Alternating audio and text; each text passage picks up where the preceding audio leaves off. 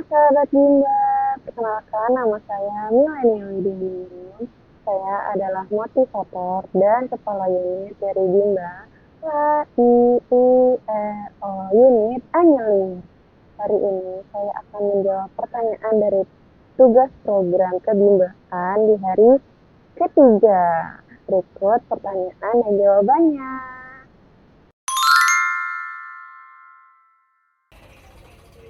Motivator harus mendekati murid dengan lembut dan sabar, mencoba memahami alasan mengapa murid tidak mau masuk kelas, serta menawarkan solusi atau kegiatan yang menarik untuk membujuk murid masuk ke dalam kelas. Motivator harus menenangkan murid dengan kata-kata yang menenangkan, memberikan perhatian dan rasa aman, serta mencoba mencari tahu penyebab tangisannya untuk bisa memberikan bantuan yang sesuai dengan kondisi anak saat itu. Motivator harus menghampiri murid yang mengganggu dan secara bijaksana mengalihkan perhatian ke kegiatan yang positif atau menugaskan aktivitas yang menarik untuk menghentikan perilaku mengganggu. Motivator harus mendekati murid yang ngelamun, mengajak bicara dengan ramah, dan melibatkan murid dalam kegiatan yang dapat menarik perhatiannya dan membuatnya kembali fokus dalam belajar dan bermain bersama teman-teman yang lain.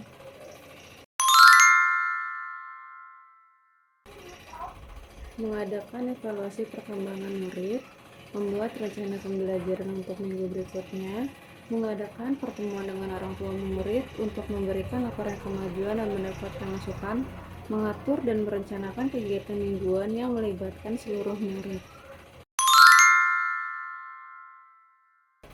Mengambil murid dengan ramah setiap pagi, mengawasi dan memfasilitasi kegiatan belajar mengajar, memberikan bimbingan dan dukungan kepada murid selama kegiatan berlangsung, mencatat perkembangan dan pertumbuhan khusus setiap murid, mengkomunikasikan informasi penting kepada orang tua atau wali murid.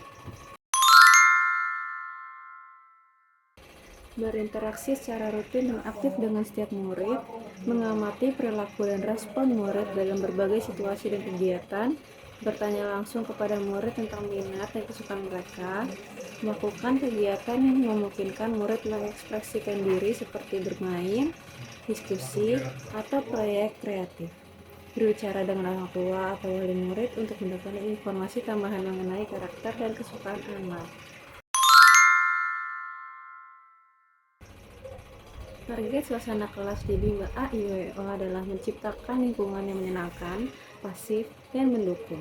Kegiatan harus dirancang sedemikian rupa sehingga anak-anak bisa senang, termotivasi, dan tertarik untuk belajar. Anak-anak harus merasa aman dan nyaman untuk bereksplorasi dan berpartisipasi aktif dalam kegiatan belajarnya. Pertama, motivator harus menggunakan pendekatan yang menyenangkan dan interaktif dalam setiap kegiatan belajar mengajar. Kedua, menggunakan metode yang sesuai dengan minat dan kesukaan anak-anak untuk menjaga perhatian dan semangat mereka. Ketiga, memberikan pujian dan penghargaan secara konsisten untuk setiap usaha dan pencapaian yang dibuat oleh anak-anak. Keempat, mengatur kegiatan yang beragam dan menarik agar anak-anak tidak merasa bosan. Kelima, membangun hubungan yang baik dan komunikatif dengan setiap murid untuk memahami kebutuhan dan karakter mereka. Terakhir, mengadakan evaluasi berkala untuk menilai kemajuan anak-anak dan menyesuaikan metode pembelajaran jika diperlukan. Membimbing dan memfasilitasi kegiatan belajar anak-anak dengan cara yang menyenangkan dan menarik. Kedua, memastikan setiap anak merasa diterima, aman, dan termotivasi untuk belajar. Ketiga, mengembangkan rencana pembelajaran yang sesuai dengan kebutuhan dan minat anak-anak. Keempat, mengamati, mencatat, dan melaporkan perkembangan setiap anak kepada orang tua atau wali murid. Kelima, menjaga komunikasi yang baik dengan orang tua atau wali murid untuk mendukung perkembangan anak. Keenam, menyediakan lingkungan belajar yang positif dan mendukung. Ketujuh, mengatasi dan menyelesaikan masalah yang muncul di kelas dengan bijaksana dan efektif. Yang terakhir, selalu berinovasi dalam metode pembelajaran untuk meningkatkan minat dan kemampuan belajar anak-anak.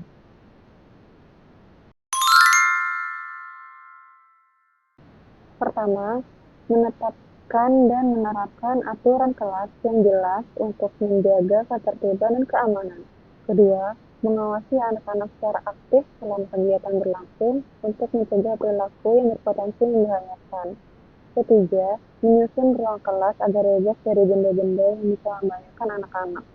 Yang terakhir, menciptakan lingkungan yang ramah di mana anak-anak merasa bebas untuk menyampaikan kekhawatiran atau masalah mereka.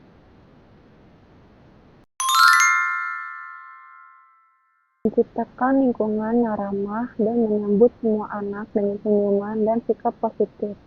Kedua, menyusun ruang kelas agar rapi dan menarik, serta menyediakan tempat duduk yang nyaman dan bahan-bahan belajar yang mudah diakses.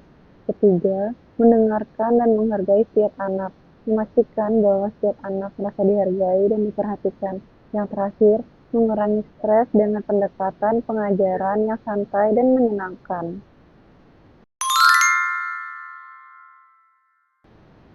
Menunjukkan empati dan perhatian terhadap setiap anak. Kedua, memberikan dukungan emosional dan bimbingan ketika anak-anak membutuhkannya. Ketiga, menggunakan kata-kata yang positif dan penuh kasih sayang dalam setiap interaksi dengan anak-anak. Keempat, memberikan pelukan atau sentuhan yang ramah ketika sesuai dengan dibutuhkan untuk menunjukkan kasih sayang. Yang terakhir, menghargai perbedaan individu dan merayakan keberhasilan serta pencapaian setiap anak. Menggunakan metode pengajaran yang interaktif dan kreatif. Kedua, menyediakan berbagai aktivitas yang menarik dan bervariasi untuk menjaga minat anak-anak. Ketiga, melibatkan anak-anak dalam proses belajar melalui permainan, cerita, dan kegiatan seni. Keempat, memberikan tantangan yang sesuai dengan kemampuan anak sehingga mereka merasa puas dan termotivasi. Terakhir, menghargai dan merayakan setiap upaya dan pencapaian anak-anak untuk menjaga semangat mereka. Pertama, mengamati dan mengidentifikasi minat individu setiap anak. Kedua, menyusun kegiatan belajar yang sesuai dengan minat dan bakat anak-anak. Ketiga, memberikan kesempatan kepada anak-anak untuk mengeksplorasi dan mengejar minat mereka melalui proyek-proyek dan aktivitas yang relevan. Keempat, menjaga komunikasi terbuka dengan orang tua untuk mendapatkan wawasan minat anak di luar kelas. Terakhir, memberikan umpan balik positif dan dorongan untuk setiap kegiatan yang dilakukan oleh anak-anak. Pertama, mengamati dan menilai perkembangan setiap anak secara teratur. Kedua, menyusun rencana pembelajaran yang disesuaikan dengan tingkat perkembangan masing-masing anak. Ketiga, mengatur kegiatan yang sesuai dengan kemampuan dan tahap perkembangan anak-anak. Keempat, memberikan tantangan yang tepat yang dapat membantu anak berkembang lebih lanjut tanpa merasa terbebani. Terakhir, berkolaborasi dengan orang tua dan tenaga ahli lain bisa diperlukan untuk mendapatkan pemahaman yang komprehensif tentang perkembangan anak.